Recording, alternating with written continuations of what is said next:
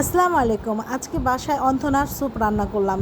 কিভাবে কি করলাম সব কিছু আপনাদের সাথে শেয়ার করলাম। 2 কাপ ময়দার সাথে 1 কাপ কর্নফ্লাওয়ার দিয়ে দিলাম। সেটা ভালোভাবে মিশিয়ে আমি সামান্য পরিমাণ চিনি দিয়ে দিব। চিনি দেওয়ার পরে সামান্য পরিমাণ লবণ দিয়ে দিব। আর আমি 2টা ডিমের কুসুম আগের থেকে আলাদা করে রেখেছিলাম, সেটা দিয়ে ভালোভাবে মিশিয়ে নিব।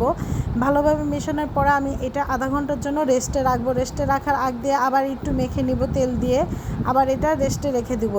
আর আমি এটার মধ্যে যে মাংসের কিমাটা দেবো সেটা রেডি করে নিব।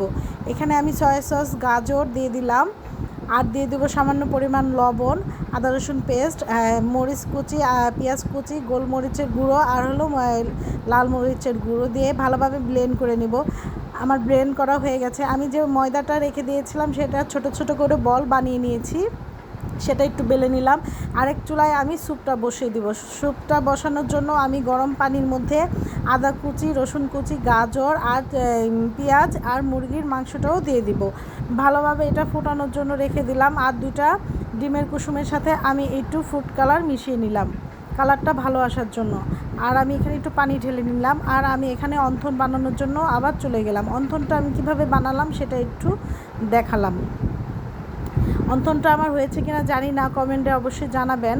আর আমি স্যুপগুলো একটু গুলিয়ে নিলাম। স্যুপ 2টা প্যাকেট ছিল, যার কারণে আমি একটু কর্নফ্লাওয়ারও একটু ভিজিয়ে রাখবো, সেটা আবার পরে দিয়ে দিব, কারণ এই অল্প স্যুপে আমাদের সবার হবে না। যাই হোক, আমি এখানে আবার কর্নফ্লাওয়ার 2 চামচ ভিজিয়ে নিলাম, এটা একটু পরে দিব। আর এখানে আমার স্যুপে আমি ডিমটা এখন দিয়ে দিব, কারণ আমার পানিটা হয়ে গেছে।